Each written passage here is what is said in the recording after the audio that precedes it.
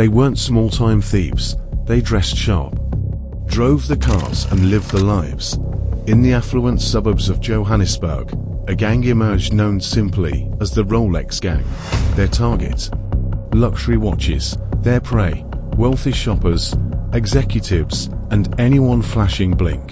But the story isn't just about theft.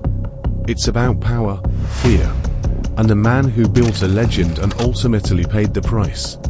This is the story of 3 syndicates, 1 leader, and a war-torn chase that ended in bullets.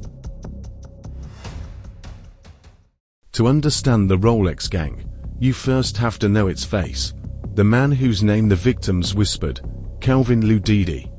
Ludidi was described by police as the kingpin of the Rolex Gang. He had driven in from the township into the suburbs, always wearing tailored suits and luxury watches. From the outside, he blended in with Santon's elite.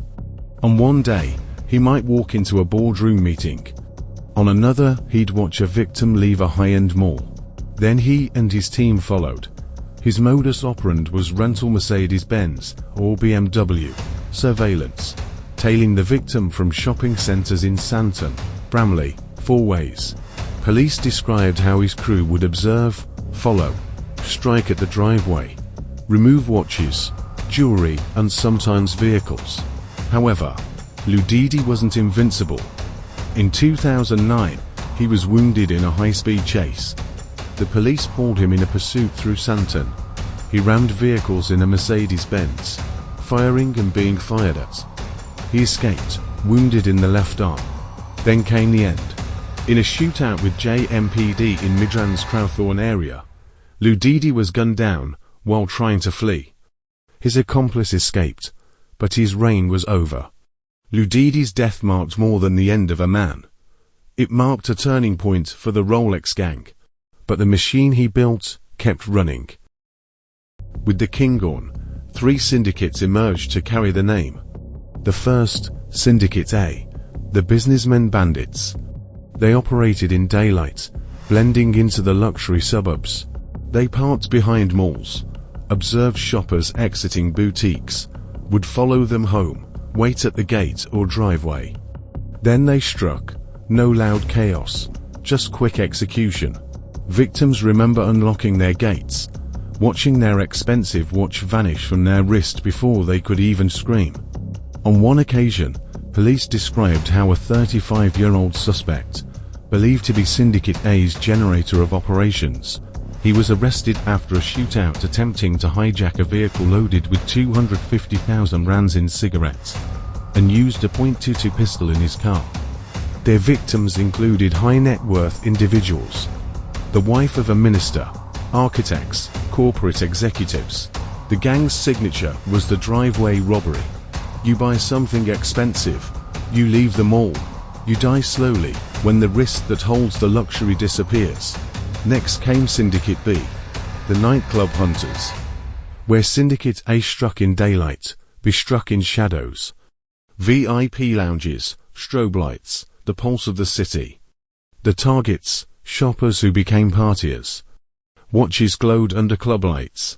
The men would sit behind them at the bar, order drinks, get chatting, establish trust.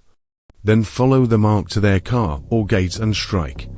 One recent case, a victim's wife had just bought a Rolex worth 150,000 rands. The couple turned into their driveway when men in a silver car pulled up. They pointed guns, stole the watch, left the couple terrified.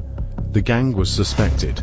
In July 2015, police warned that the Rolex Gang may have been active again, a rise in similar patterns in Santon's parking lots. The nightclub hunters exploited social and status settings. Victims often believed they were being welcomed. Instead, they were being watched. But the Rolex Gang's appetite didn't stop at malls and clubs. Syndicate C emerged, the highway snatchers. The rich thought their cars and watches protected them. They were wrong. These men followed luxury vehicles carrying prized items, from malls to mansions. At the exit ramp or in the driveway, they struck. In one tragic incident in Boxbow, a man was shot dead outside a restaurant parking lot. His Rolex, worth about 350,000 rands, stolen. By mid-2014, authorities tracked 3 men to 12 armed robberies over 6 weeks on behalf of the Rolex Gang. They were eventually found guilty of 9 charges of armed robbery, 1 murder and multiple attempted murders. Their sentence, a combined 682 years behind bars. A sign that the state finally hit back, but the snatchers had left their mark. The fall was coming, with high-profile crimes escalating. The law tightened its net. The terms became harsher, the manhunt more intense. The leader was dead, the gangs divided, and the empire fractured. But for the victims, the trauma remained. The luxury they chased now haunted their memories. Many wondered, was the price too high? Some still say remnants of the Rolex Gang operate in the shadows. But the brand name no longer guarantees immunity. The suits are still sharp, the watch is still glinting, but now every flash may invite the chase.